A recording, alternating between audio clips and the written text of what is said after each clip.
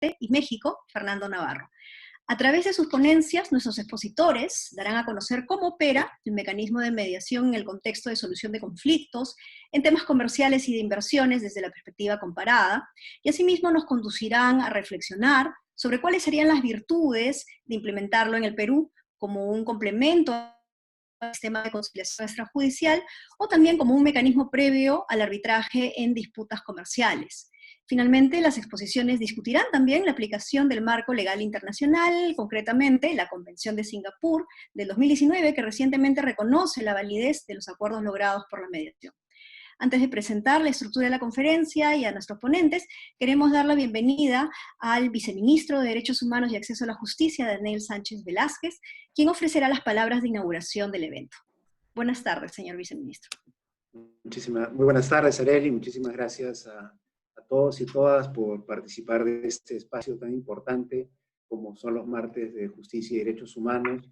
Un agradecimiento especial al Centro de Estudios de Justicia y Derechos Humanos por promover semanalmente este espacio de trabajo y de reflexión conjunta de las nuevas herramientas y mecanismos del derecho que tenemos.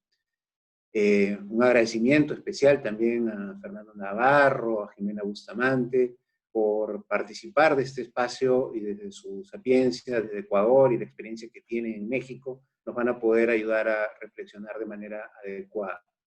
Y por supuesto, Iván Ormachea, un buen amigo y colega que nos ha venido desde hace varios meses motivando e impulsando para tener una reflexión más institucional en términos de gobierno y academia en la materia de mediación. Creo que su impulso y sobre todo su perseverancia en estos tiempos, incluso de pandemia tan difíciles, ha ayudado a mantener en el escenario público y sobre todo el interés del Ministerio de Justicia y Derechos Humanos la promoción de esta importante herramienta de solución de conflictos.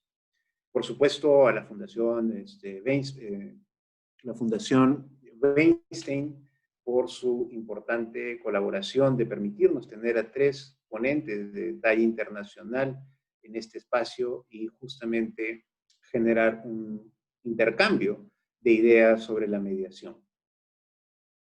Como señaló Arely, para nosotros es sumamente grato poder generar un debate en nuestro país en esta materia.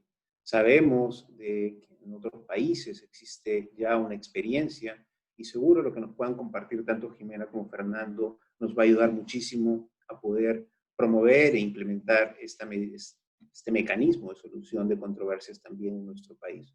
Estoy seguro que hay una oportunidad importante, no solo a partir de un marco internacional que muy bien refirió Arely, del Convenio de Singapur, que ha comenzado a reconocer los acuerdos mediados en materia comercial, sino sobre todo porque existe cada vez más una conciencia internacional dentro de los estados y sobre todo de los diversos intereses que existen en el mundo por tratar de solucionar los problemas y las controversias de manera mucho más rápida, eficaz y teniendo las partes, sobre todo la posibilidad de ir consensuando de mejor manera. Creo que el Perú también tiene esa oportunidad ahora con este impulso que queremos darle a la mediación. Y sobre todo porque tenemos experiencia previa en mecanismos de solución, no solo en el ámbito judicial, sino también a partir de la propia conciliación extrajudicial o el arbitraje, que han servido de mucho y siguen sirviendo de mucho en nuestro país. Creo yo que la aún alta carga procesal que existe en nuestras cortes judiciales abona en esta idea de poder contar con un nuevo mecanismo para uso de la ciudadanía. No solo en términos de la propia carga, sino porque creo yo que resultan eficaces, rápidos y sobre todo sostenibles cuando los acuerdos son llevados por las propias partes. No estamos frente a un tercero que defina quién tiene mejor o no tiene derecho, sino más bien que son las partes en sí mismas que deciden ganar, y ganar, como se dice en el ámbito de este tipo de decisiones, para poder justamente llevarlas adelante. Entonces creo yo que nos sentimos absolutamente gratos de poder tener una conversación de la talla de los ponentes que hoy día nos van a hablar y sobre todo de tener la oportunidad como país de discutir seriamente la incorporación de la mediación dentro del conjunto de controversias, Ciertamente es importante el ámbito comercial, pero también en una serie de situaciones que tenemos como en las controversias en el ámbito familiar, en el ámbito laboral, en el ámbito de las relaciones interpersonales y sociales que generan ciertamente controversias y conflictos que pueden ser trabajados y sobre todo solucionados de manera sostenible con la mediación. Así que, sin más, estoy muy contento que Iván, Jimena y Fernando nos puedan alentar, impulsar y seguir esta ruta para que podamos tener implementado la mediación en nuestro país. Agradezco profundamente ese interés de la Fundación y estoy seguro que nuestro país va a generar una reflexión en relación a este tema. Y nos corresponde como Ministerio de Justicia y Derechos Humanos seguir difundiendo y promoviendo esta herramienta. Así que muy contento de inaugurar este espacio y los invito a todos los participantes a que podamos hacer todas las preguntas y todos los comentarios alrededor de este tema. Creo que no tendremos mejor oportunidad en lo sucesivo, digamos, de tener este panel de lujo y poder absorber todas nuestras dudas. Así que muchísimas gracias, Arely, por la posibilidad de inaugurar este espacio y los dejo con los ponentes que seguro van a poder, con mayor criterio y mejor solidez, ampliar los conocimientos sobre la mediación. Muy buenas tardes con todos.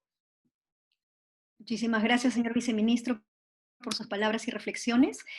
Vamos a dar inicio entonces a las presentaciones. La conferencia se va a estructurar de la siguiente manera. Cada expositor va a tener 25 minutos para realizar sus presentaciones. Luego vamos a hacer una ronda de preguntas y respuestas de alrededor de 20 minutos al final. Entonces les voy a agradecer a todos quienes nos acompañan en el auditorio virtual que nos hagan alcanzar sus preguntas por lo menos 10 minutos antes de finalizada las exposiciones. Nuevamente les agradecemos a todos el interés por este evento y bueno, sin mayores preámbulos, voy a dar pase a nuestro primer expositor, el doctor Iván Ormachea. Él va a presentarnos la ponencia titulada La mediación como oportunidad para la solución eficiente y expeditiva de los conflictos comerciales e inversiones en el Perú. Iván Ormachea es abogado y mediador internacional, magíster en estudios de género por la Pontificia Universidad Católica del Perú, especialista en masculinidades y conflictos. Cuenta con un máster en Relaciones Internacionales, con concentración en Resolución de Conflictos por la Syracuse University de Nueva York. Es conciliador extrajudicial, acreditado por el Ministerio de Justicia y Derechos Humanos, y Senior Fellow de la Westin International Foundation. Además es docente a tiempo parcial de la Facultad de Derecho y la Escuela de Posgrado de la Pontificia Universidad Católica del Perú, y actualmente se desempeña como presidente de la Asociación Civil Prodiálogo, Prevención y Resolución de Conflictos. Te damos la bienvenida y el pase, Iván. Gracias por estar aquí. Bueno, muy buenas noches, muchas gracias. Los saluda Iván Ormachea. Van a verme aquí en esta suerte de nube que parece acogerme. Para mí es muy grato compartir esta noche con tan distinguida audiencia y con todos y todas. Y en un primer momento quisiera agradecer la acogida del Ministerio de Justicia, especialmente en la persona del señor viceministro Daniel Sánchez, por estar aquí compartiendo con nosotros. Igualmente con Arely Valencia, que es directora de la Escuela de Justicia y Derechos Humanos, del Centro de Estudios, perdón, en Justicia y Derechos Humanos, y también de mis colegas amigos Jimena Bustamante y Fernando Navarro. A todos ellos el agradecimiento del caso. Bueno, rápidamente voy a hacer una presentación. Vamos a ver cómo me va compartiendo pantalla. Y tratar de ceñirme al máximo con el tema del tiempo, ¿no? Bueno, ahí ustedes pueden apreciar el título de mi presentación el día de hoy, la mediación como una oportunidad para la solución eficiente y expeditiva de conflictos comerciales y de inversiones en el Perú. Pero como lo dijo también el señor viceministro, la mediación puede ser visto incluso más ampliamente y aplicable a otro tipo de disputas también. Yo me quedé muy sorprendido leyendo un semanario muy conocido esta semana, que hablaba de uno de los grandes problemas que ha tenido que enfrentar el sector salud con relación a la gestión de la pandemia, del COVID-19, ¿no?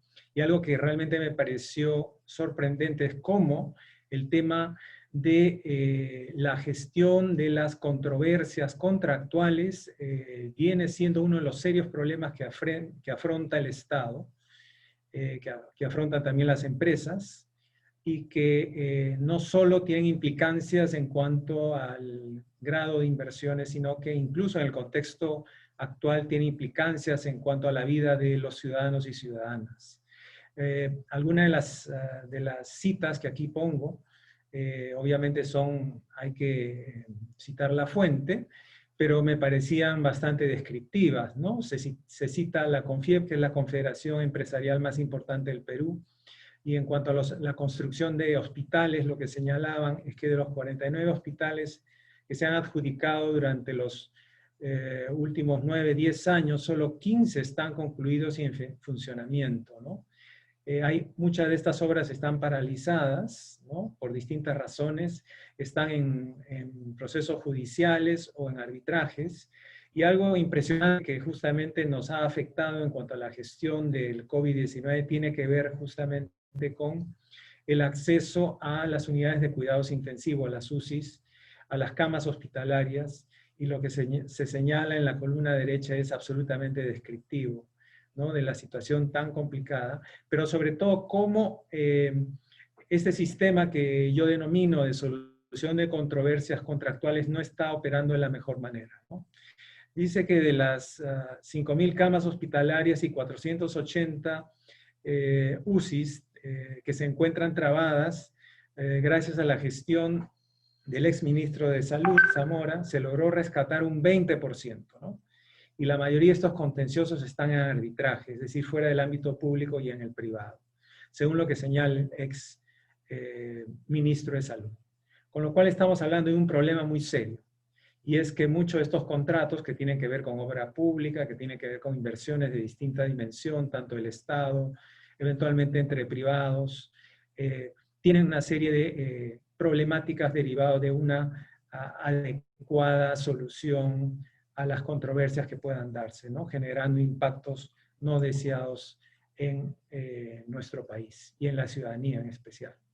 Bueno, y creo que en este contexto el mecanismo de mediación se convierte en una alternativa muy importante, y hay que resaltar, para entrar ya en materia, que la mediación el día de hoy tiene un marco legal internacional de suma importancia a partir del impulso y el trabajo de la UNCITRAL, ¿no? Que es este Comité Internacional de Naciones Unidas para el derecho internacional del comercio, con sede justamente en Naciones Unidas, no es una entidad privada como algunos piensan, ¿no? Y entonces, al igual que ha tenido un grandísimo impulso en el tema del arbitraje durante los últimos 60 años, finalmente existe una convención relacionada con el reconocimiento de los acuerdos de mediación. Ya vamos a entrar en detalle qué significa esto, pero lo que vemos, lo que podemos ver en cuanto a esta convención, que en verdad los invito a encontrar en Google, es muy fácil hacerlo, tipeen Convención de Singapur, y en la página del UNCITRAL van a encontrar tanto la convención y el estado en el cual se encuentran las ratificaciones de este documento internacional. Y hay algo muy importante que indicar, ¿no? En principio, la traducción del título es bastante engañosa, porque pareciera llevarnos a acuerdos derivados de esta institución de la transacción, y no es así. En verdad es una mala traducción del inglés.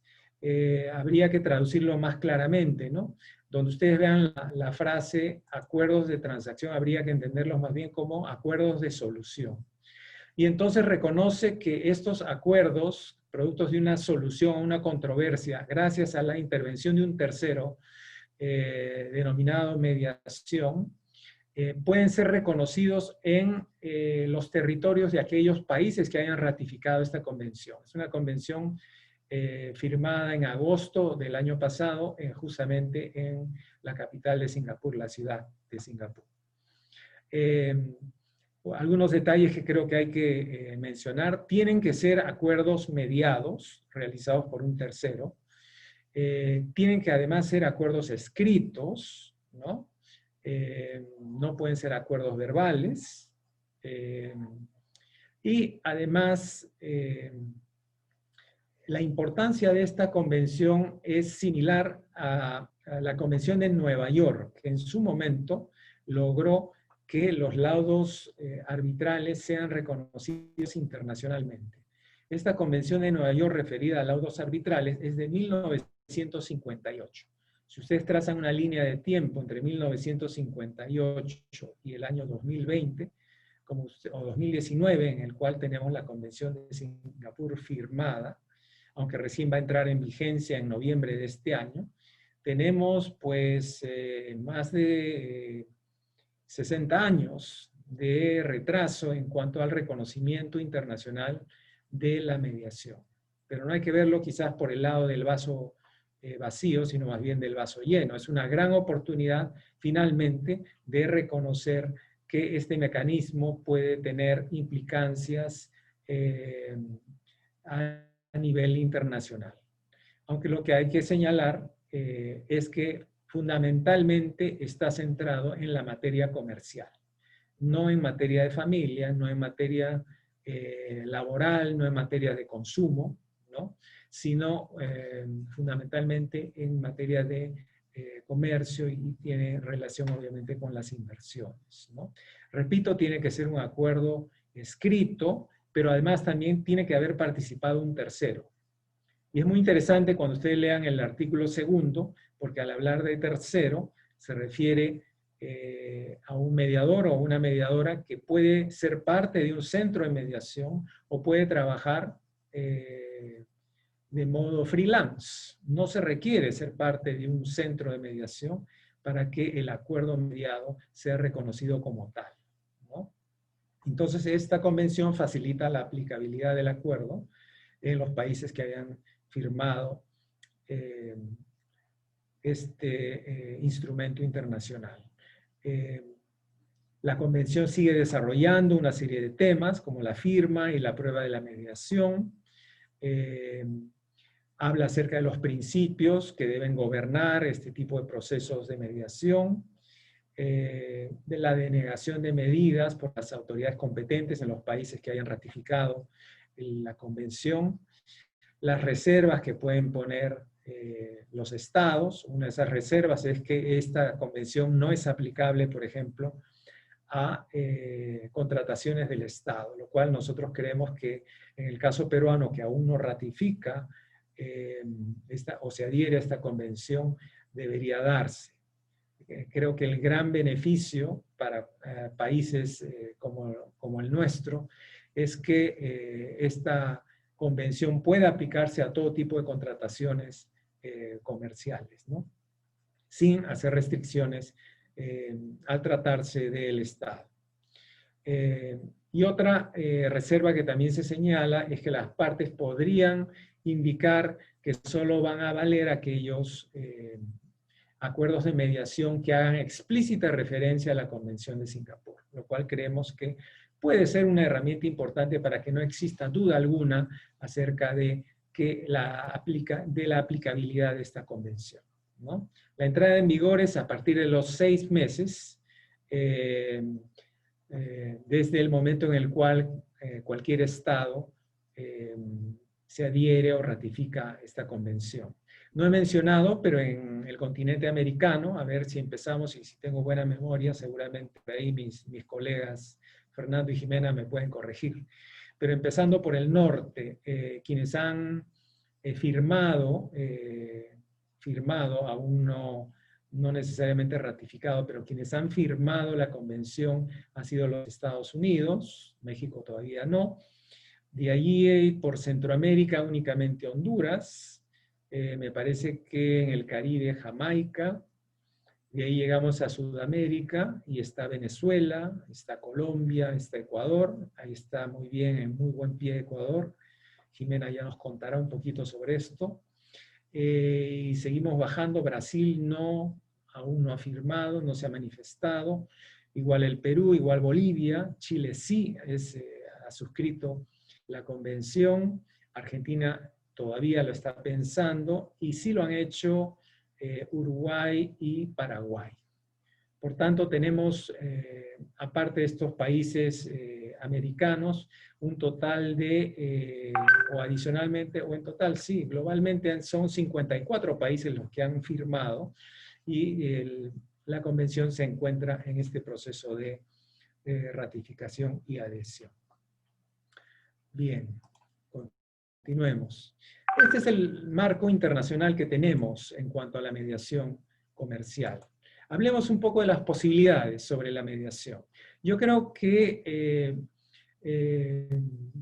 la mediación puede ser entendida y debería ser entendida más bien como una gran oportunidad para el país. ¿Por qué? Porque en gran medida la mediación y la conciliación extrajudicial son sumamente parecidas. Yo siempre me atrevo a decir que son lo mismo. Yo sé que algunos dirán, bueno, pero hay una diferencia cualitativamente importante. El conciliador puede proponer opciones de solución, mientras que el mediador no. Bueno, sí. En términos teóricos sí, pero en términos prácticos yo lo que veo es que en ambos lados hacen un poco de todo, ¿no? Y es más, el tipo de formación y capacitación, los principios, etcétera, es básicamente lo mismo, ¿no? Las escuelas incluso de formación de conciliadores se basan en gran medida en la formación de mediadores en otros países del mundo. Entonces, a partir de la Ley de Conciliación Extrajudicial 26872 del noviembre del 97, el día de hoy tenemos valiosísimos recursos, un capital humano impresionante, más de 60.000 conciliadores extrajudiciales acreditados por el Ministerio de Justicia, más de 1.000 centros de conciliación y decenas de centros de formación y capacitación de conciliadores. Tenemos un capital social, una masa crítica de conciliadores y conciliadoras que tranquilamente podrían dar el salto a este tipo de mediación comercial internacional. Adicionalmente, creemos que este sistema de la mediación puede caracterizarse por ser un sistema mucho más flexible que el de la conciliación extrajudicial, hecho a medida de las necesidades de las partes. Si es necesario, nos podemos reunir en tu oficina o en la de la otra parte, o en un sitio neutral. En cualquier momento, lo podríamos hacer online. ¿Por qué? Porque debería ser un sistema basado exclusivamente en la voluntariedad y en la buena fe. Y además, que la gestión de esta mediación se base en la legitimidad de aquellos que realizan la mediación. No tener que acudir obligatoriamente ante un centro, sino que las partes libremente decidan, mira, conocemos un buen conciliador, un buen mediador o una buena mediadora, o puede ser también una conciliadora o un buen conciliador, ¿no? Y esta persona podría hacer la mediación. Entonces creemos que este sistema tiene que mantener esa característica de ser sumamente versátil y flexible. Actualmente, y esto hay que reconocer como un beneficio dentro de toda la crisis que ha generado el contexto COVID-19, se ha impulsado la mediación, ¿no? Por distintas razones. Yo al menos identifico dos. Uno, debido a que el trabajo que realizamos ha tenido que entrar en un plano de virtualidad, que ha impuesto justamente la pandemia. Y segundo, ante la espera de una legislación que virtualice la conciliación extrajudicial. Los conflictos existen, otros distintos han surgido a partir de este contexto tan especial, realmente histórico, impensado, que ha generado muchos desafíos, mucha incertidumbre, y por tanto, quienes venimos realizando soluciones a través del consenso, pues hemos tenido que virtualizar el servicio y optar por la mediación. Muchos conciliadores también lo han hecho.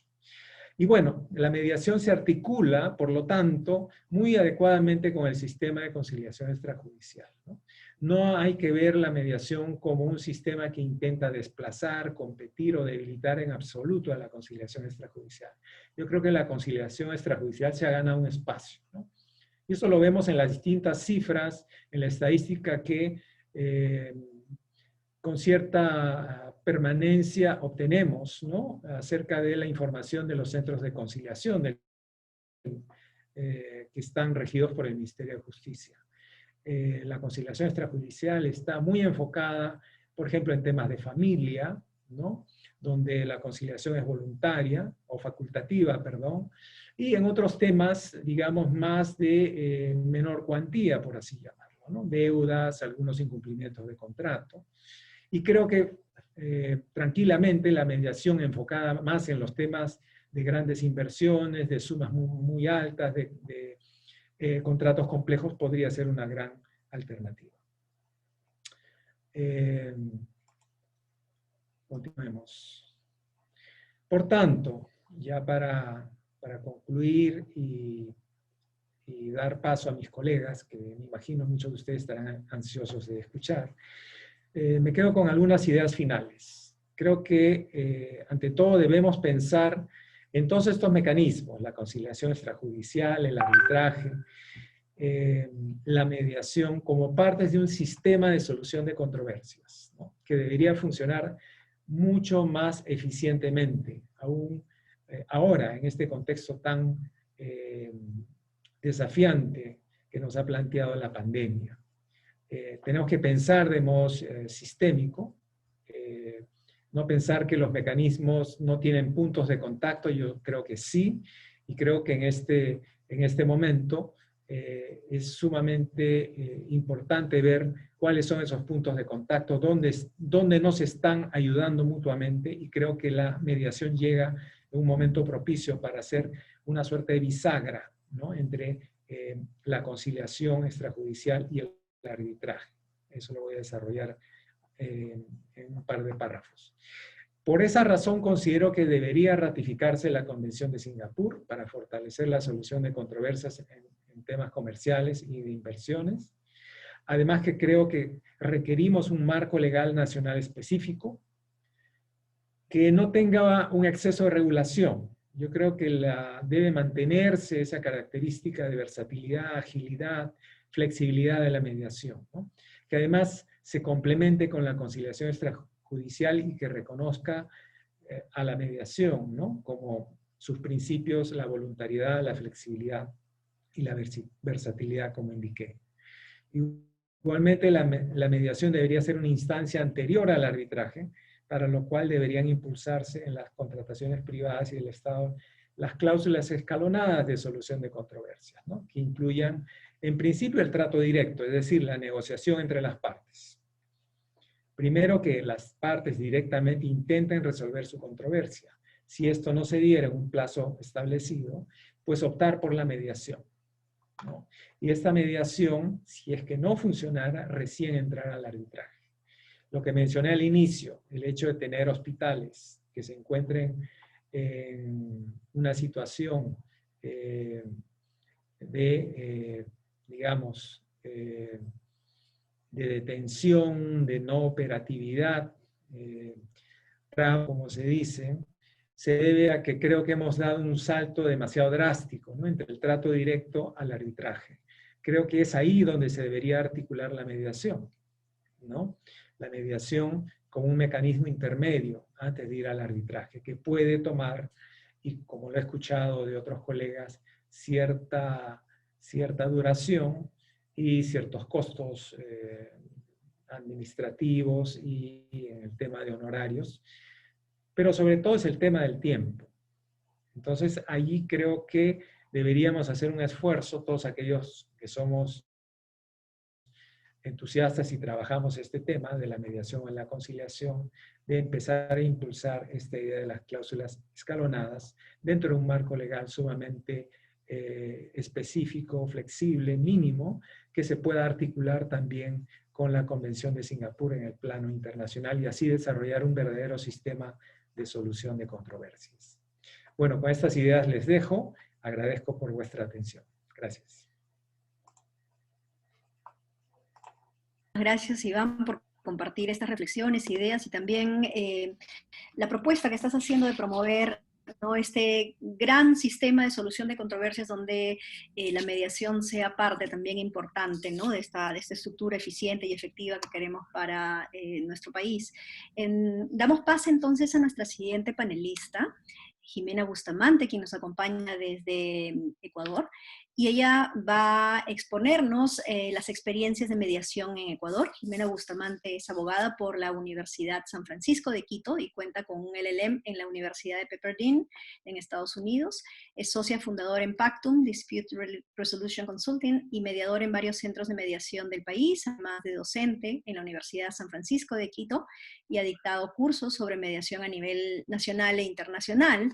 Es Senior Fellow de la Weinstein International Foundation y parte del grupo de expertos en mediación de la Comisión de las Naciones Unidas para el Derecho Mercantil Internacional, y forma parte del Global Mediation Panel de Naciones Unidas también. Un gusto tenerte nuevamente, bueno, desde el aula, desde el espacio virtual, Jimena, aunque ya hemos tenido el gusto de tenerte anteriormente en el Ministerio de Justicia de manera presencial. Bienvenida nuevamente y te doy pase. Muchísimas gracias, Arely. Para mí es en verdad un honor estar aquí. Hoy en la mañana tuve 2 mediaciones. Decía, tengo que irme corriendo, tengo que coger el avión para llegar a Perú, para verles a mis queridos amigos Arely, a Iván. Le agradezco muchísimo a Daniel Sánchez, de viceministro, también por recibirnos, del Ministerio de Justicia, por esta oportunidad de poder compartir con todos ustedes las visiones y las experiencias que hemos tenido en mediación y ver cómo este camino que de alguna manera hemos recorrido les puede ayudar también a ustedes a diseñar su propio camino, a ver cómo quiere el Perú ver la resolución de conflictos en el futuro y a dónde quiere caminar y cómo lo puede hacer. Así que yo estoy a las órdenes con ustedes para compartir, por favor, preguntas, si es que ustedes tienen, envíenmelas. Tengo todas las ganas de poder conversar con todos ustedes. Gracias, Arely. Yo quería empezar con una idea que a mí me impactó mucho hace muchísimos años cuando yo estaba enamorada de estos temas de mediación y mecanismos alternativos, hacía lo que están haciendo muchos de ustedes, y asistía a la mayor cantidad de conferencias de mediación y arbitraje en ese tiempo para poder entender y absorber todo lo que sea posible dentro de esta área que ahora se ha vuelto mi profesión. Y uno de los expositores, un árbitro internacional, decía, y esto me dejó a mí marcado, tanto así que lo he recogido en algunos escritos que tengo, que los mecanismos alternativos de solución de controversias se basan en una corriente filosófica del pragmatismo. El pragmatismo filosófico, que es una corriente filosófica que se desarrolla en 1870 en los Estados Unidos, y básicamente lo que dice esta corriente es que trata de unir al racionalismo con el empirismo. No va a ser todo teórico lo que voy a hablarles hoy día, pero quiero que me sigan solo en esto. En esta idea de los racionalistas que están en el mundo de las ideas, en la academia, creando teorías y dogmas, dicen los pragmáticos que ellos no pueden conectarse con la realidad. Y dicen, por otro lado, los empiristas están tanto viendo los hechos, los detalles, los datos, que en cambio no pueden generar una verdad, no pueden ver más allá. Entonces, el pragmatismo filosófico lo que busca es crear conceptos o doctrinas o dogmas o ideas de verdad en algo, a lo que funcione en la práctica. Entonces, trata de conectarnos de alguna manera con lo que funciona en la práctica, con lo que tiene, y Daniel Sánchez nos comentó que sea eficaz y eficiente, que funciona en la vida real. Y entonces los mecanismos alternativos nacen dentro de esta corriente, porque lo que están tratando de hacer es dar a las personas de la vida real soluciones reales y eficaces a los conflictos que ellos tienen. Y de ahí que ustedes ven en el mundo del arbitraje que un montón de dogmas jurídicos que habían desde antes, que eran inamovibles, cambian con el arbitraje. Por ejemplo, el tema de que no hay apelación. Y el arbitraje se adhiere a estas nuevas filosofías o estos nuevos dogmas que significan que funcionan en la práctica. Y la mediación no es distinta.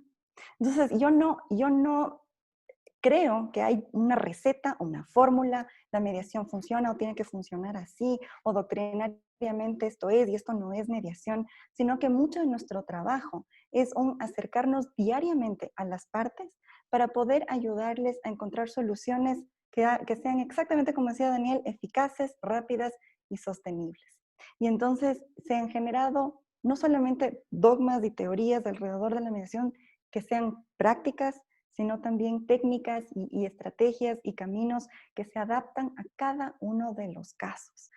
Por ahí le escuché a Iván decir que sí con propuestas, que no con propuestas, y todo eso va a depender, y el mediador tiene que saber adaptarse, y va a depender del caso con el que tú estás trabajando y las partes que tú tienes al frente, el momento del conflicto en el que estás y el nivel en el que se ha avanzado en la negociación.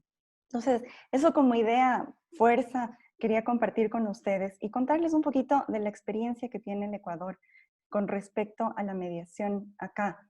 Que nosotros en el año 1997 emitimos ya la Ley de Arbitraje y Mediación, y basados en esta corriente del pragmatismo filosófico, reconocimos al acta de mediación como una sentencia ejecutoriada de última instancia, que tiene el mismo efecto y la misma validez y se ejecuta de la misma manera que si fuera una sentencia sobre la cual ya no cabe apelación. Entonces, a las partes les dimos la oportunidad, creo que estábamos adelantados a la Convención de Singapur, ahí como la Convención de Singapur es del 19, esto es del 97, como 20 años casi, 21. Bueno, yo las matemáticas y los abogados, pero bueno, por ahí. En todo caso, eso creo que les dio a las partes muchísima seguridad de que el que avance o el que siga un proceso de mediación va a tener un resultado que sea exigible y cumplible en un proceso expedito, sin, aunque todavía no genere confianza. Y decíamos que en realidad la ejecución de las actas de mediación no tiene que ser el camino, porque la idea en el proceso de mediación es que las partes puedan llegar a acuerdos y trabajar sus relaciones inclusive para que los acuerdos se cumplan voluntariamente y no sea necesario el ir a ejecución. Y a pesar de eso, y a pesar de que eso es cierto, muchas veces a las partes les da confianza el saber que al final del día van a tener un resultado que si no se cumpliere, voluntariamente se puede ejecutar. Y eso nos ayudó mucho, creo, en convencer y en atraer al mundo legal, al mundo de la mediación, en el que lo busquen como una oportunidad de resolver los temas jurídicos que tenían de sus clientes con rapidez y eficiencia, dándoles un resultado que en el tiempo les resultaba muchísimo más corto, porque al final del día tenían una sentencia en 1 o 2 meses versus en un proceso judicial que podía demorarse 2, 3 o 4 años. Y ahí en el 97 empezamos con esta mediación que aquí en el Ecuador es voluntaria. Nosotros no tenemos ninguna disposición que obligue a las partes a sentarse en un proceso de mediación. Y en el año 98 tuvimos un caso que fue importante, que fue estratégico, creo también para el desarrollo de la mediación, y es que en el 98 se cayó un avión en el aeropuerto y generó la muerte de 80 personas, 39 personas estaban heridas y 180 demandas de daños y perjuicios en donde intervenían las aseguradoras. Y de pronto este proceso que podría haber demorado muchísimos años en sede judicial se resolvió en la Cámara de Comercio de Quito a través de procesos de mediación y donde abogados trabajaban como negociadores de parte, apoyados con equipos de mediación. Lograron en 1 o 2 años, me parece, resolver los 180 procesos, sin tener que llevar esto a un mundo público, a un mundo en donde tenían que demostrar las heridas, las víctimas, en donde tenían que contar la relación que tenían con las personas que habían fallecido, dándoles un espacio de respeto y de dignidad a las personas que empezó la mediación a demostrar que era eficiente y funcionaba en estos casos. Y a pesar de este proceso, de este tan especial, todavía teníamos en el 98, en el 99, una mediación bastante joven, bastante verde, que no se enfocaba en los procesos complejos, comerciales, ni procesos del Estado todavía. Y tampoco era, para mí cuando yo empecé, y ustedes ven, todavía soy joven, todavía, entonces yo no estaba en esas mediaciones aún, pero cuando yo empecé, me decían, vea, usted no estudie mediación, vaya, haga otra cosa, algo que le signifique una profesión, que le dé una teoría, no solamente esas herramientas de la mediación, eso cualquiera puede tener. Y yo tenía en mi cabeza esta obsesión de ser mediadora y decía, bueno, pero si soy mediadora, tal vez no voy a tener a quién servir, tal vez no era una profesión todavía, no se veía que esto podía generarme un estilo de vida, una forma de vida. Entonces le pregunté, me acuerdo, en la Fundación Weinstein, a una de las personas que estaban ahí, ¿cómo podemos hacer nosotros para desarrollar una cultura de mediación, un mercado de mediación? ¿Cómo podemos ayudar a que el caso de este avión sea el común y no la excepción? Porque hubo un caso grande y el resto eran temas que decían, en esos en donde no hay que contratar al abogado, en esos que son súper fáciles, que no tienen mayor importancia. Y esta persona a la que le pregunté me dijo lo siguiente, me dijo, para que ustedes crean o puedan crear este espacio de mediación, tienen que demostrar que la mediación funciona.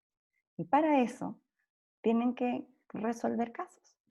Y entonces lo que tienen que empezar a hacer es trabajar en los procesos y demostrar con el trabajo.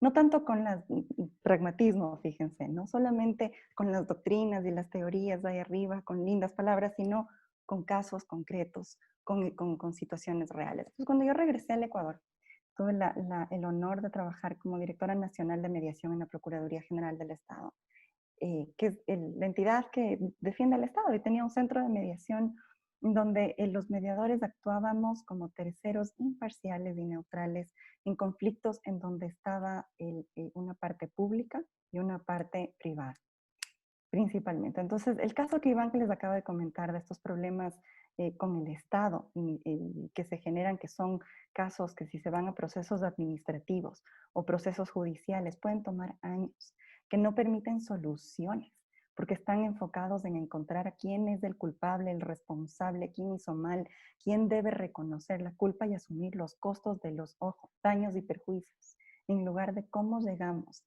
al objetivo que teníamos cuando hicimos el contrato. El proceso de mediación se levantó en esos casos como una fórmula de encontrar soluciones reales. Y logramos resolver un sinnúmero de casos. El Centro de Mediación de la Procuraduría recibe alrededor de 1.500 casos, de los cuales sobre el 50% interviene una parte pública, y tiene una tasa de acuerdos en temas con el Estado, ojo que esto es solo con el Estado, de sobre el 60%. Y eso es un logro enorme, porque el Estado es difícil de mover y difícil de que tome decisiones, sobre todo cuando hay tantas regulaciones alrededor del mundo público. Entonces, en la mediación lo que nosotros creamos es dos momentos. Un momento de exploración confidencial, donde los funcionarios pueden explorar soluciones sin aceptarlas todavía, mientras están pensando en ideas y caminos en el que buscan lograr satisfacer los intereses o los objetivos que teníamos el momento de celebrar los contratos con las partes privadas. No están todavía dando su voluntad ni asumiendo ninguna responsabilidad. Y ese momento de exploración nos permite ser creativos en la generación de ideas para poder encontrar soluciones reales que se adapten a las necesidades de ambas partes. Y una vez que tenemos esa idea, nos adaptamos a este otro momento, que es que nos basamos en el principio de legalidad, para darle al Estado la posibilidad de tomar una decisión dentro del marco normativo y de la ley, porque el Estado no puede moverse fuera de lo que la ley le establece. Y creo que esta experiencia en la Procuraduría, que nos ayudó a resolver casos de por encima de las decenas de millones de dólares en temas que estaban ya en arbitrajes o que iban a estar en arbitrajes internacionales o que habían pasado por procesos contenciosos de más de 10 años y lográbamos resolver en un año y medio, generó un efecto importante. ¿Se acuerdan que les dije? Demostrar. Generó ese efecto de demostrar al foro jurídico que la mediación funciona para casos altamente complejos. Porque no hay nada más complejo, creo yo, en el mundo jurídico que los temas públicos. Porque tienen demasiadas aristas. Y si los podemos resolver en mediación, casi que podemos resolver cualquier tema comercial.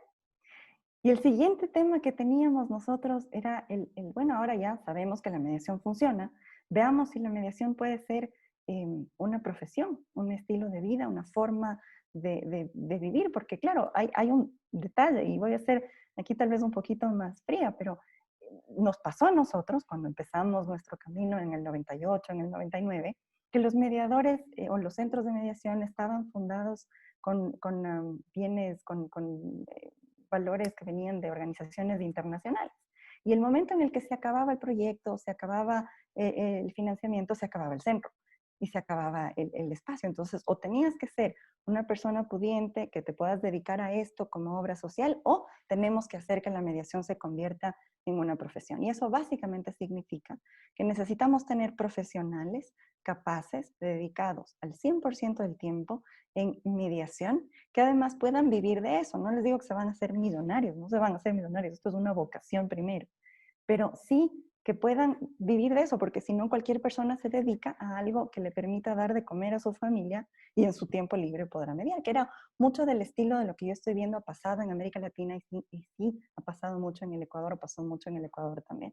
Entonces, desde hace 3 años o 4 años ya, establecimos no centro, sino estudio jurídico que está formado exclusivamente por mediadores, donde nosotros estamos tratando de demostrar de nuevo que nosotros podemos vivir, no morirnos de hambre, vivir, de hacer esto todo el tiempo, al 100% y todos los días. Y les voy a ser honesta, yo sentía que me lanzaba de ser funcionaria pública y tener un sueldo fijo al vacío y ver, bueno, ahora qué hacemos y cómo lo logramos y por ahí me va a tocar, no sé, pasar momentos duros. Me topé que las personas que están en administración de empresas llaman esto en un océano azul. Hay muchísima necesidad de esta profesión. Y me topé con que hay mucha más demanda que lo que hay de oferta. Las personas necesitan quien les ayude a resolver sus controversias a través de este espacio de un tercero neutral. Y eso puede tomar la forma de mediación, de tercería neutral, de asistencia, de facilitación, de conciliación, la que funcione para el caso. Y ha sido increíble poder estar a disposición de personas y de compañías y de clientes, ayudándoles a resolver las controversias diariamente. El año pasado terminamos con por encima de los 400 casos en este estudio jurídico, íbamos 3. Ahorita en este momento ya hemos superado esa cifra continuamos trabajando todos los días. Hoy por hoy estamos ayudando a una compañía a reestructurarse dentro del marco de un concurso preventivo de acreedores. Y es un caso extremadamente complejo porque tiene 100 partes sentados ahí, tratando de llegar a un acuerdo que le permita a todos los acreedores recibir sus valores y a la compañía no morir. Y esa es la primera vez que lo hacemos en el Ecuador, porque además nuestra normativa no nos lo dejaba hacer. Y creo que la única forma de lograrlo es a través de la mediación. No hubiera sido posible o no sería posible en un proceso contencioso, en un arbitraje o en un juicio. Entonces, eso es lo que la mediación puede dar este respiro para sobrevivir. Ese ha sido un poco los caminos que hemos estado haciéndolos, vean, de piedra en piedra, camino al andar, convencidos de que es hacer aquello que a las partes les dé una resolución eficaz y eficiente, no atados a conceptos o a teologías, sino a herramientas que nos permitan trabajar dentro de la flexibilidad y lo movible que es del mundo.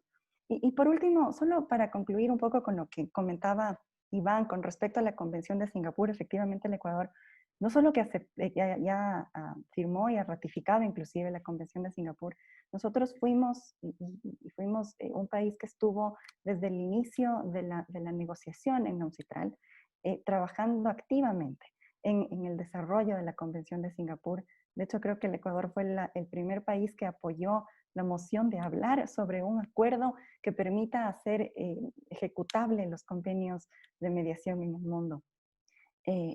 Y eso creo que es por lo que les decía, había ya una experiencia en el país de que el que haya esta ejecutabilidad le permite tener fe a la comunidad jurídica de que el resultado que va a tener es un resultado que tiene sentido. Y la Convención de Singapur se ha vuelto, para mí a mí no me encanta tanto el texto como está, pero creo que esa convención es el producto del consenso.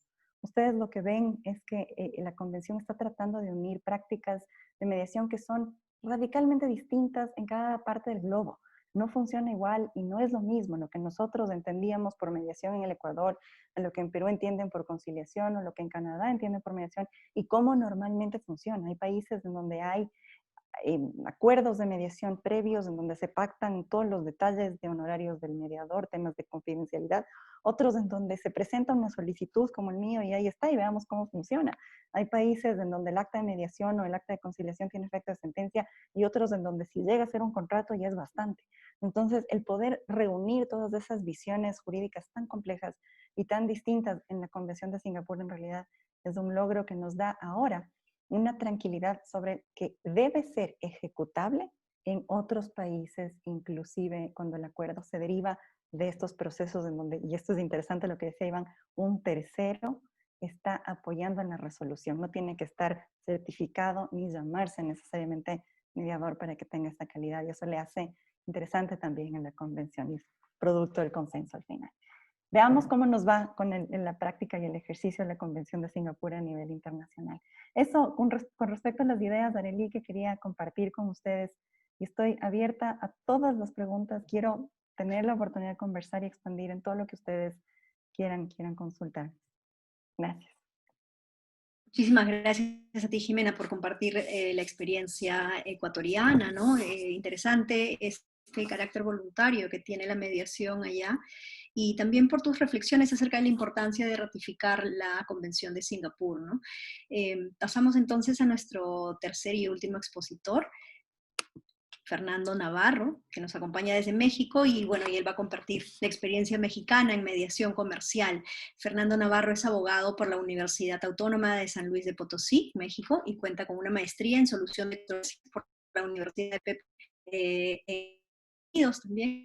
Senior Fellow National Foundation y Fellow de la International Academy of Mediators.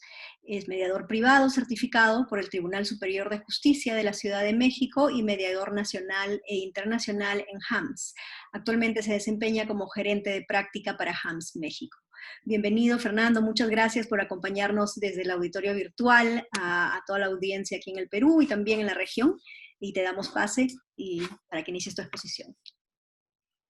Muchísimas gracias, Arely. Muchísimas gracias a mi querido amigo Iván Ormachea por la invitación. Desde luego, al Ministerio de Justicia, al viceministro Sánchez, por su hospitalidad. Muy honrado de estar con ustedes. A mi querida amiga Jimena por compartir este panel. Que por cierto, déjenme decirles que casi no quiero hablar porque quisiera dejarlos con ese último testimonio de Jimena, porque no nos equivoquemos, Iván no me dejará mentir. A donde hay que voltear en América Latina para ver el ejemplo del desarrollo de la mediación privada es a Ecuador. Realmente el ejemplo de Ecuador ha sido muy notable y creo que sin mucho temor a equivocarme, porque conozco el caso un poco digamos, el contexto general de lo que pasa en Brasil, de lo que pasa en Perú, por lo que he platicado con Iván y cuando estuvimos por allá, de lo que pasa en Colombia, en muchos otros países de la región, y ciertamente el caso ecuatoriano es extraordinario. Así que el testimonio de Jimena seguramente les resultará muy valioso y así les invito a que lo tomen. Pero pues ya me tocó hablar y aunque me gustaría, terminando esta ponencia, estar dispuesto para un pisco sour, no se va a poder porque estoy en la Ciudad de México, pero pues platicarles un poco el contexto mexicano, ¿no? El contexto mexicano de la mediación tiene sus peculiaridades y también creo que les será útil como para efectos comparativos, conocer un poco acerca de él. La primera cosa que les diría como un tema peculiar de lo que ha pasado con la mediación en México es que el grueso del desarrollo de la mediación llegó de la mano de una reforma penal a finales de la primera década del siglo, digamos por ahí 2007, 2008. La reforma es de 2008, pero digamos que los años previos a esa reforma constitucional que vino a cambiar el sistema de justicia penal en su totalidad, y como parte fundamental de ese cambio constitucional incluía toda una estructura de mecanismos alternativos de solución de controversias como una manera de allegar a la gente a la justicia, ¿no? Desde luego partiendo del punto en que la gente no sentía, la ciudadanía no sentía que la justicia penal le diera justicia alguna, ¿no? Y entonces para ciertos delitos y para ciertos indiciados, digamos, se les daba la oportunidad de reparar el daño a través de un procedimiento de mediación. Y así fue que llegó la mediación a México muy apalancado el desarrollo del apoyo que Estados Unidos le dio a las instituciones mexicanas para educar, digamos, para capacitar a los mediadores en el país, a lo largo y ancho del país.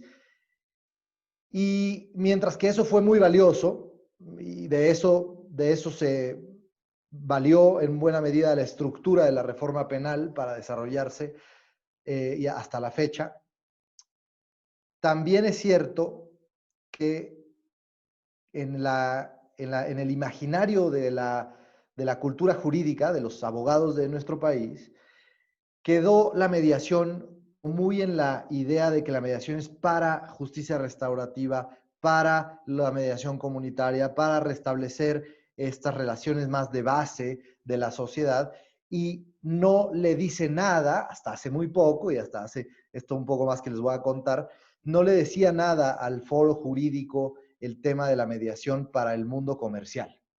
Era como hablarles de resolver conflictos comerciales a través de un círculo de paz o cosas así que a la gente no le parecía, a los abogados no les parecía que tenía cabida, ¿no?, en su práctica. Han pasado muchos años, desde luego, y mucha gente, además de mi propia participación en ese desarrollo yo digo que estamos desarrollando un mercado, más que desarrollar una práctica individual como mediador. Yo me siento que estoy junto con colegas míos, y lo mismo les pasará a ustedes, estamos desarrollando un mercado, una industria, y perdón que utilice esos términos, pero un poco así es por algunas de las cosas que ha mencionado Jimena, una profesión, ¿no?, como ella lo dijo, de mediación, y en ese camino hemos logrado muy, muy buenos avances. Uno de ellos es que hay leyes de mediación a nivel nacional, a nivel estatal, quiero decir, pero en todo el país, ¿no? Somos 32 estados en México, 31 estados en ley de mediación. Todos estos estados tienen más o menos regulado el tema de la mediación privada, ¿no?, de la que echan mano los tribunales en la mayoría de los estados para, en alguna medida, desahogar el volumen de litigios, pero también para facilitar el acceso a la mediación, porque si solo se diera a través de la mediación pública o en los centros estatales, no se darían abasto y sería otro cuello de botella nuevamente, ¿no? Otro avance es que hay una ley general de mecanismos alternativos de solución de controversias, así se le ha llamado en México. Yo creo que es un error, ¿no? Lo correcto debiera ser una ley general de mediación, punto. Pero así le han llamado, y a eso se refiere, últimamente, como muy bien, y por eso creo que somos amigos, Iván y Jimena. Creo como ellos que el encasillar tanto en cajitas, ¿no? Este es el proceso, es esto, y aquí cerramos la caja, y esta otra caja es este otro proceso, y la cerramos. Eso termina por ser ineficiente y por perjudicar más de lo que ayuda, pero es un poco muy nuestro, ¿no?, tal vez en América Latina. Y entonces esta Ley General de Mediación está en ciernes en el Congreso Federal, con el ánimo de lograr dos cosas: una homogeneización del sistema de mediación, que hasta ahora ha sido, como les digo, un poco heterogéneo por estado, y por otro lado, darle un espaldarazo a nivel nacional a la figura, lo que muchas veces en países de una cultura tan estricta y tan rígida en lo judicial y en lo jurídico es importante, ¿no? A los abogados y a las empresas darles esta idea de que hay una ley que se refiere a la mediación, que está reconocido, y sobre todo, digamos que lo más importante es el reconocimiento de la validez del convenio, justo a lo que también se refería Jimena, como ocurre en Ecuador con el acta de mediación. Y eso, aunque ya ocurre a nivel estatal en muchos estados, a nivel nacional se pretende con esta nueva ley, que está ahora mismo en discusión. Otro avance importante que me parece bien valioso, y por ahí, para quien esté interesado, búsquenlo en internet, es una decisión de un tribunal colegiado, que es, digamos, un tribunal colegiado es un tribunal federal y de segunda instancia, al que llegan solo por precisamente una apelación o incluso un juicio de amparo, y en una en una decisión de esta instancia, la magistrada ponente dice, la mediación es un derecho humano. Es decir, es el derecho humano de acceso a la justicia. Y así como hay acceso a la justicia por la vía jurisdiccional, hay acceso a la justicia por la vía de mediación. Y negar el acceso a la mediación a quien lo pida es negar el acceso a la justicia. Entonces, el caso que les platico es un caso donde una señora pierde un juicio hipotecario y al momento que le quieren ejecutar la sentencia y desalojarla de su casa, ella presenta un amparo y dice, momento, a mí me negaron el acceso a la justicia por vía de mediación cuando yo le pedí al juez de primera instancia que nos refiriera a una mediación. Y efectivamente ella había solicitado al juez, oiga, refiéranos a mí al banco a una mediación, y el juez dijo, la mediación es voluntaria, no los voy a referir a mediación porque la otra parte no se ha manifestado en ese sentido, y ese hecho, digamos, en términos de la decisión de la magistrada, terminó por dar hacia abajo, es decir, le otorgaron el amparo de la Constitución a la señora y por lo tanto le dieron la razón de que le habían negado el acceso a la justicia y se reinició el juicio y además le dieron como primer paso 2 meses para que fueran a mediación, ¿no? Y este caso y toda la discusión que ha generado me parece que ha dado muy buena materia para que los abogados entren a la discusión. Y es aquí con lo que quiero platicar de la importancia de involucrar a los abogados en nuestro sector, en nuestra profesión. Y no me refiero a los abogados como mediadores o conciliadores.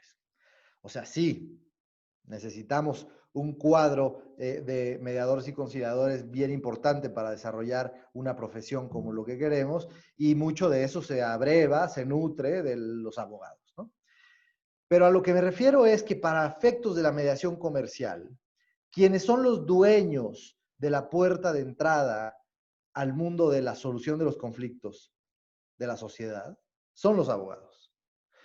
Entonces, si nosotros decimos, abogado, tú no tienes lugar en la mediación. Aquí no entres, te cierro la puerta. Tráeme a tu cliente, pero tú quédate afuera. Yo aquí le resuelvo a tu cliente y a la contraparte, y tú ahí quédate afuera porque vas a ver que yo hago el trabajo por ti. Como iba a decir el término mexicano, hago la chamba por ti.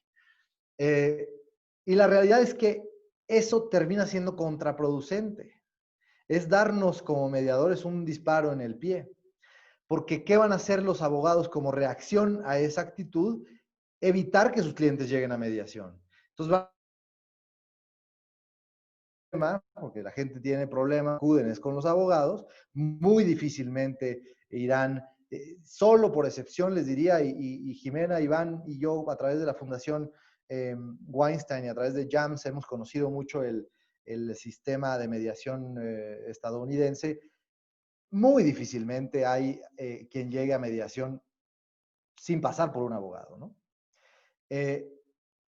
Entonces, los abogados van a decir en su defensa, y muy legítimamente, oye, pues si de lo que se trata es de que vamos a competir con los mediadores, pues yo no los voy a llevar con los mediadores. Si me van a quitar trabajo, Entonces, una labor bien importante, y por cierto, lo menciono porque eso ha pasado en México mucho, y en América Latina creo también en muchas partes, en España, por ejemplo, también, que conozco más o menos el caso de muchas jurisdicciones en España. Ha pasado mucho que la actitud de los mediadores es decir, aquí vienen solamente los dueños de la controversia y yo les ayudo a facilitar y a estructurar su comunicación, su diálogo, su proceso de negociación, y los abogados no tienen ninguna cabida. Creo que eso es un error, ¿no? Como les digo, y sin quitarle protagonismo a los dueños del problema, ¿no? Evidentemente son ellos quienes deben contribuir a la solución de su propio problema. Creo que hay un lugar bien importante para los abogados, sobre todo en materia de mediación comercial, porque ellos van a ayudarle a su cliente a prepararse, porque le van a llevar porque a mí, por ejemplo, me gusta, y yo pido en todos los casos, que los abogados, si hubiera, me manden una especie de memorando de mediación, una nota informativa de mediación previo al proceso de mediación, y esa función de redactar el documento, pues también es de un abogado, y en el momento de la mediación, que le ayude a su cliente también a decir, mira, esta propuesta no es descabellada porque nuestro escenario de litigio es tal, que colabore en ese proceso. Entonces, lejos de convertirse en un enemigo, se convierte en un aliado del caso y en un aliado de la mediación, porque la siguiente vez, y esto lo dijo también Jimena en su narrativa, en su narración, dice, los abogados fueron capaces de darle resultados eficientes en menos tiempo a sus clientes, porque se sentían parte del proceso, ¿no? Y dicho muy frívolamente, perdón por ello, los abogados pueden cobrar más dinero en menos tiempo, o quizás un poco menos dinero comparado con lo que cobraría en un procedimiento contencioso, pero en mucho menos tiempo. Y el incentivo, por lo tanto, está muy claro para ellos, ¿no? Entonces, esa es la forma en que creo que a los abogados hay que involucrarlos, en ayudarles a entender cuál es su papel, y hay un papel bien importante que pueden jugar en la mediación, como abogados de parte. Y por último, decirles que hay una gran, digamos, hay una vertiente, ¿no? O un botón al que pueden presionar ustedes en Perú y que les puede ser útil. Entiendo que no es tan evidente, pero me parece que hay mucho más de bueno que de contraproducente para la mediación, y es la prevalencia del arbitraje. Es decir, la existencia del arbitraje como un procedimiento tan añejo o con una presencia tan importante en el sector legal, les puede ayudar de la mano del arbitraje como un método alternativo, privado, de solución de controversias, a valerse de ello, de esa familiaridad, para decir, oye, pues la mediación es, como dijo muy bien Iván, otro elemento en este ecosistema de solución de controversias que no es muy distinto a lo que han hecho en arbitraje, en el sentido de salirse de la tutela del Estado para resolver el conflicto, ¿no? Es distinto claramente en la función que se desempeña, pero un poco valerse de eso y conectar al mundo del arbitraje con el mundo de la mediación, que los abogados que llevan arbitraje se sientan cómodos también en la mediación. Y eso a nivel internacional es lo mismo, y en eso yo he pasado buena parte de mi tiempo tratando de hablar con la gente que está muy involucrada en arbitraje internacional y decirles, oye, a tus clientes les vendría bien tener esta otra opción también, ¿no? Como una especie de menú del que eligen distintas opciones. No son enemigas la mediación y el arbitraje, son métodos complementarios. Lo dijo muy bien Arely, la mediación puede ocurrir antes del arbitraje, pero también puede ocurrir durante el arbitraje. Ahora mismo estoy involucrado en una mediación en donde hay un arbitraje en curso, y ellos decidieron también abrir una mediación a sabiendas de que el costo no es significativo para las dimensiones del arbitraje, y que les puede dar una muy buena oportunidad de salirse del procedimiento contencioso con una solución mucho más eficiente, ¿no?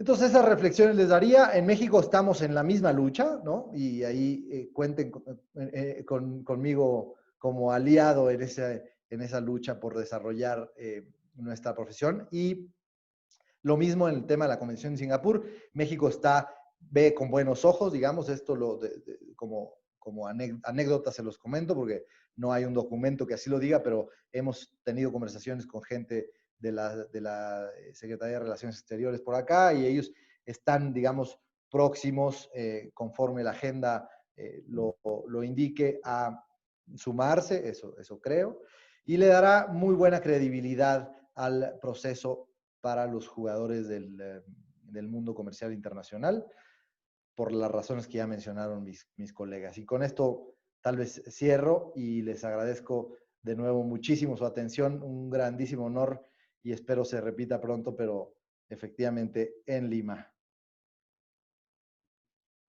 Muchísimas gracias, Fernando. Espero que sí se repita en Lima, que podamos ofrecerte un pisco sour después de la conferencia. Pasamos entonces para la ronda de preguntas y hemos seleccionado algunas preguntas para cada uno y vamos a empezar por el orden en el que expusieron. Iván, hay una de las preguntas que nos hacen y está más enfocada para el caso peruano, ¿no? Si ya existe la ley de conciliación extrajudicial que revisa materias conciliables en el ámbito comercial, ¿cuál sería el plus en todo caso de ratificar la Convención de Singapur? ¿Haría una extensión de materias que podían verse a través de la mediación? No sé si podrías aclarar este interrogante que tienen algunos de nuestros participantes. Bueno, sí, gracias, Arely. Y quizás voy a sumar más a un poco de confusión a la pregunta, ¿no? Pero ni modo, creo que hay que hacerlo. La Convención de Singapur se aplica a todo acuerdo mediado. Y lo que entiende por acuerdo mediado, en verdad, o por mediación, es sumamente amplio. No tiene que decir, el Perú tiene un sistema de mediación. No, el sistema de conciliación peruano es reconocido también como un sistema equivalente al de mediación de la Convención de Singapur. Podría ser podría llamarse buenos oficios, podría llamarse, a ver, ¿qué otro término hay? Amigable componedor, en fin, lo importante es que sea un tercero, ¿no? En el caso peruano está claramente delimitado, ese tercero se llama conciliador o conciliadora, y es más, tiene que trabajar dentro de un centro, o sea que hasta está institucionalizado.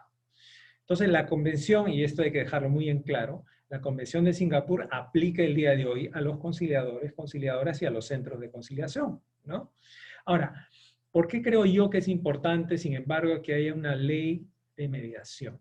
Porque uno, lo mencioné, la lista de casos, al menos que tradicionalmente he visto yo, que son los casos conciliados, por lo general se orientan a temas de familia. Muchos temas son de alimentos, siendo aún, repito, los temas de familia facultativos, no son obligatorios de ser llevados antes de juicio. Están el tema de alimentos, tema por ahí de tenencia, y de ahí salta los temas de desalojo de predios, por ahí suma de pago de dinero, deudas, por ahí incumplimiento de contratos, y yo creo que ahí un poco que nos quedamos en el limbo, ¿no? Pero estadísticamente son esos los casos los más importantes. En otras palabras, tal cual ha sido configurado el sistema de conciliación extrajudicial, está muy orientado, por un lado creo yo, a temas, un poco lo mencionó Fernando, ¿no? Temas un poco más de tipo social, ¿no? Los temas de familia, incluso el Ministerio tiene una red impresionante de centros de conciliación que dan servicios prácticamente gratuitos. Entonces el sistema ha sido configurado de tal manera que el día de hoy obedece fundamentalmente a esa demanda, pero no está necesariamente, y si quieren se los dejo como un interrogante. Yo no conozco de grandes casos que hayan sido llevados a centros de conciliación. De repente existen, ojo, no estoy diciendo que no, pero pareciera que más bien el arbitraje nos ha como que desplazado, ¿no? En las cláusulas de solución de controversia de los grandes contratos, yo no he visto centros de conciliación o ir a la conciliación antes de ir a arbitraje. Por lo general es el trato directo y del trato directo inmediatamente saltan a un centro de arbitraje, ¿no? Y si es internacional se van al CIADI. Entonces, creo yo que ahí tenemos una suerte de vacío, ¿no? Vacío porque por un lado el sistema de conciliación extrajudicial ya ha captado cierta demanda, se ha focalizado de alguna u otra manera en ciertos casos, o los casos han respondido a esa oferta. Y de otro lado, pues los grandes casos más de tipo comercial e internacional a los que se refiere la Convención de Singapur, ¿no? Porque no son temas nacionales, sino internacionales, han sido en gran medida captados por el arbitraje. Entonces creo yo que tenemos ahora toda una riqueza en capital social, conocimiento, práctica, infraestructura, ¿no? Los centros, para dar finalmente el gran salto, ¿no? Y esto lo digo con mucho respeto, ¿no? Pero es como que finalmente, y también internacionalmente se está dando, ¿no? La mediación finalmente se ha puesto, pues, esto suena medio sexista, ¿no? Se ha puesto los pantalones, saco y corbata, en fin, no sé.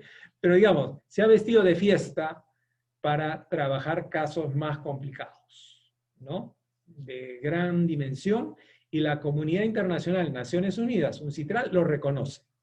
El arbitraje lo hizo en 1958, con esta Convención de Nueva York, al reconocer los laudos arbitrales en el ámbito internacional, ¿no? Para que tengan validez en los países signatarios. Recién en el 2019 tenemos a 50 y tantos países firmando una convención que recién va a entrar en vigencia ahora en noviembre. Entonces yo creo que tener una ley de mediación debería responder a ese vacío, ¿no?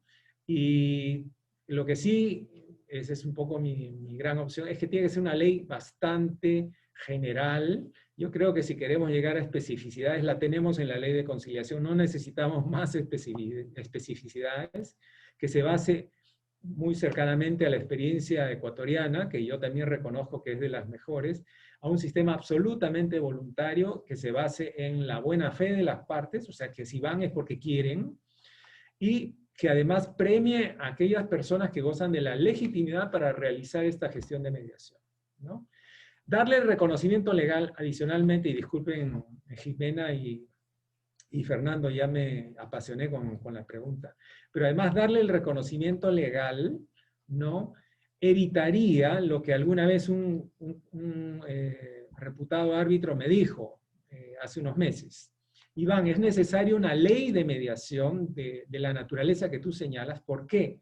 Porque yo he visto fallos en cortes superiores, en segunda instancia, indicando que un contrato había una cláusula de solución de controversias que decía, si las partes tienen una controversia, etcétera, etcétera, primero trato directo, si no, se van a mediación, no un centro de conciliación, a mediación, y de ahí arbitraje.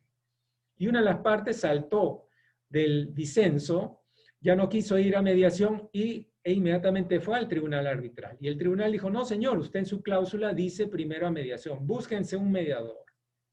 Este señor fue a juicio y llegó hasta la Corte Superior y le dijeron, no se le puede obligar a ir a mediación, por más de que sea el árbitro que se lo diga o el tribunal arbitral, porque afectaría la tutela jurisdiccional efectiva. El arbitraje es reconocido como jurisdicción, obviamente el Poder Judicial, y la mediación no es nada, no existe. Entonces, ahí sí estaríamos violando la tutela jurisdiccional efectiva. Desde mi punto de vista, un análisis absolutamente jurídico, técnico, válido, no me gusta, porque bueno, pues obviamente yo preferiría más bien hacerle la vida más fácil a la gente.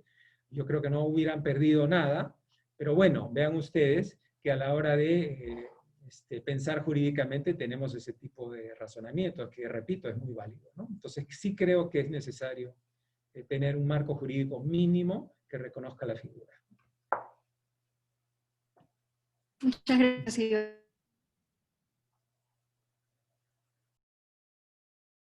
Y con el reconocimiento que te han hecho tus colegas, ustedes que tienen toda el expertise en la materia, ¿no? reconocer la experiencia ecuatoriana que lidera, ¿no? en estos temas en la región.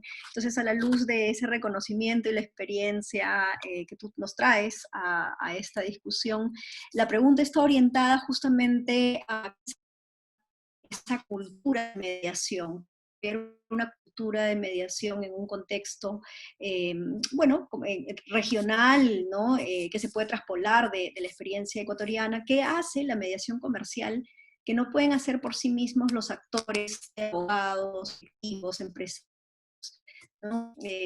Tú lo comentaste en tu exposición y seguro que podrías elaborar un poquito más y contarnos con esa pasión con la que tus opiniones. Gracias, Arely. Te oí un poco entrecortada, pero me suena a que lo que me estás preguntando es cómo creamos una cultura de mediación y podemos dar estos, y cuáles son estos beneficios que tiene el manejarse desde la mediación, que no lo pueden hacer directamente las partes. Hoy en la mañana tuvimos una charla con la Cámara de Comercio Ecuatoriana Americana sobre la negociación de parte, y estaban 3 negociadores ahí que se han dedicado, un abogado, estaba un psicólogo, que nos hemos dedicado básicamente a generar este desarrollo de la negociación en nuestro día a día. Y les cuento, para mí esto es como, es una analogía, pero me parece que es bastante cierto, y quienes aquí son conciliadores extrajudiciales me van a entender. Pero para mí el ser mediador es más o menos como el ser un artista marcial. Están todos en la moda de Cobra Kai y Karate Kid, entonces también me van a entender que ahí están estos chicos jugando a hacer sus movimientos, ¿no es cierto? Horas de horas frente a la lagunita, al mar, y el rato de los ratos, el rato que viene el golpe, ellos saben cómo bloquear y cómo desviar eso, ¿no es cierto? El mediador y el negociador estamos en ese entrenamiento continuo.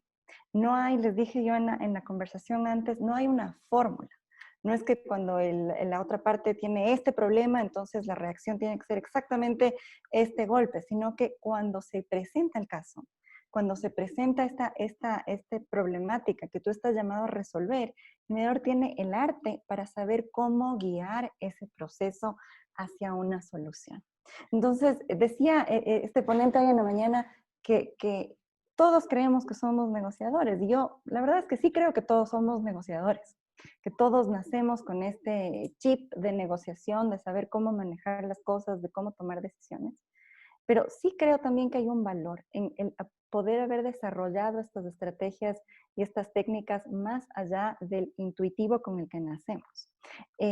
Y yo he visto, y yo tengo en mi oficina gerentes generales de compañías súper grandes y temas que manejan temas súper complejos que yo sinceramente no estaría capacitada para sentarme a manejar nunca, pero que aunque crean que son extraordinarios negociadores, aunque hayan hecho increíbles negocios, el rato del conflicto, el rato de sentarse frente a este ex socio que le ha traicionado, esas emociones le invaden y tal vez esa habilidad de negociación ya no está en la mesa. Y el abogado tiene un entrenamiento de, por lo menos en la universidad, 6 años y luego el resto de la vida de ser un martillo. Entonces dicen que si lo único que tienes es un martillo, todos los problemas se vuelven un clavo. Entonces, si tú te has entrenado a cómo ser un martillo, entonces la fórmula de solución es cómo le genero o le meto el clavo en la madera. Entonces, el tener este otro tercero que tiene otras herramientas, otra forma de ver la situación, que puede ver desde afuera además, les da a las partes una guía. Hay algo en la neutralidad del mediador que te da muchísima facilidad y que yo creo que los abogados acá en el Ecuador aprecian mucho, y es que a veces, si tú te fijas, los abogados se guardan la información y no le cuentan al otro todas las posiciones o las posibles soluciones, porque creen que están dando demasiada información, que eso el día de mañana puede generar algún problema en el proceso judicial.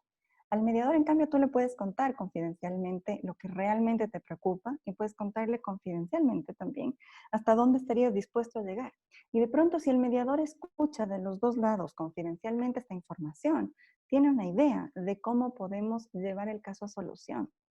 El mediador no está ahí para meterse en los detalles del caso, sino para ver el caso integralmente desde los dos puntos de vista, como si estuvieras viendo un bosque desde afuera y les estás señalando a las partes el camino de salida. Entonces tú no estás metido en el bosque entendiendo la rama, la hoja y cómo tenemos que entender este árbol, sino el caso desde el big picture. Y ayudándoles a las partes a negociar, a superar sus propios temas emocionales o sus propios prejuicios, sus propias experiencias anteriores, con todas estas herramientas que hemos venido generando y que hemos estado practicando todos los días.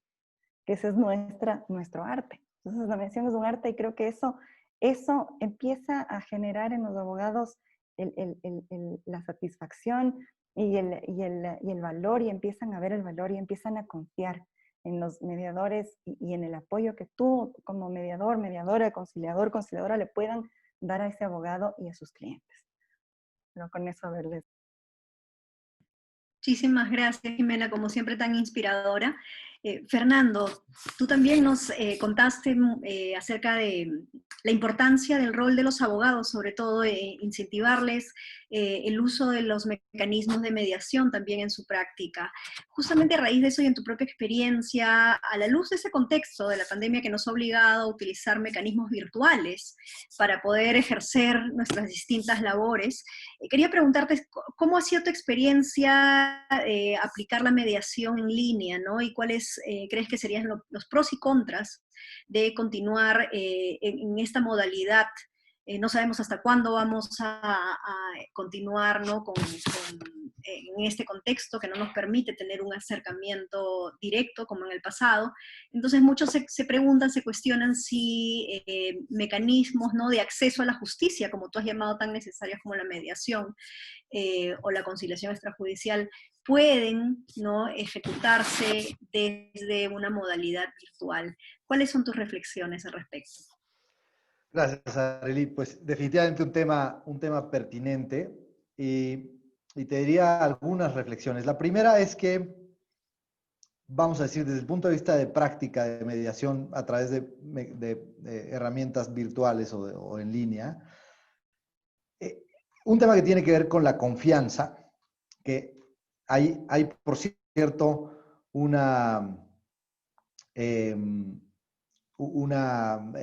índice que genera una institución que se llama The World Trust Index o algo así. Se los puedo conseguir y a través, espero, de Iván les puedan circular el dato. Y mide en diferentes países, en todos los países del mundo, la mayoría de los países del mundo, cuál es el nivel de confianza en otros, ¿no? Y en América Latina, pero hablaré notablemente de México, el nivel de desconfianza es altísimo, en términos generales. Hay para ponérselos más gráfico, a la respuesta, es decir, a la pregunta, ¿usted confía en otra persona? ¿Usted confiaría en otra persona? La respuesta en México es menor al 20%. Digamos, así, lisa y llanamente, ¿no? Entonces, ¿eso en qué se trata? La confianza al final del día es el gran lubricante de la mediación. El mediador se dedica como a tender puentes de confianza entre las partes y al final se vale de esa confianza que le ganan las partes para poder hacer su trabajo. Y todo esto te lo digo porque si ya es difícil desarrollar un ambiente de confianza en mediación en América Latina, en México concretamente, y para platicarles anecdóticamente, yo he tenido mediaciones con partes estadounidenses y mexicanas, y yo siendo mexicano me cuesta más trabajo desarrollar confianza con los mexicanos que con los estadounidenses, aunque pudiéramos pensar lo contrario, ¿no? Que ellos, los gringos, pudieran sospechar de mí por ser mexicano. Bueno, no es así. Y entonces a través de la herramienta virtual, ese desarrollo de confianza se lleva más tiempo. Entonces mi experiencia esa es la primera reflexión, que el desarrollar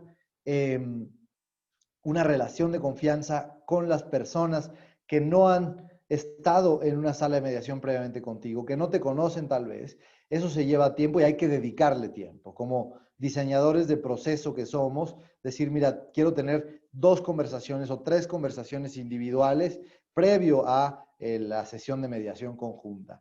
Esa sería una reflexión. La otra tiene que ver con un tema técnico. Cuando estás en una sesión de mediación y la otra persona no puede hablar, se le corta, no se ve bien, pues eso obstruye mucho la agilidad del proceso y eso hay que asegurarse desde antes también en lo posible. Hay un tema que no podemos ignorar y es la brecha digital, ¿no? No podemos pretender que todo mundo tenga acceso a un buen dispositivo, a un buen ancho de banda, etcétera. Y entonces eso hay que asegurarse que existe. En todo caso, tengo un amigo mediador que incluso ha llegado al grado de depositar dinero en el teléfono de uno de los mediados para que pudiera continuar la mediación, ¿no? Ponerle prepago, digamos.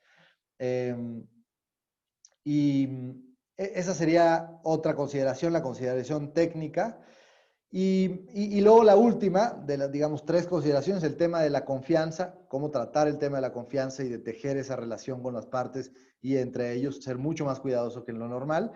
Lo segundo es aprovechar, pero ser muy cuidadoso con el tema técnico. Y lo tercero es la firma, ¿no? Si todo el proceso es virtual, la firma del convenio eventualmente al que lleguen las partes tiene también que cumplir con ciertos requisitos. Entonces, cuidar que así ocurra. En el caso de México hay una ley que reconoce la firma electrónica y incluso cataloga la firma electrónica eh, eh, avanzada de la firma electrónica simple, y mientras que ambas tienen validez, pues ciertamente es mucho menos controvertible la firma electrónica avanzada. Entonces, cuidar esos detalles.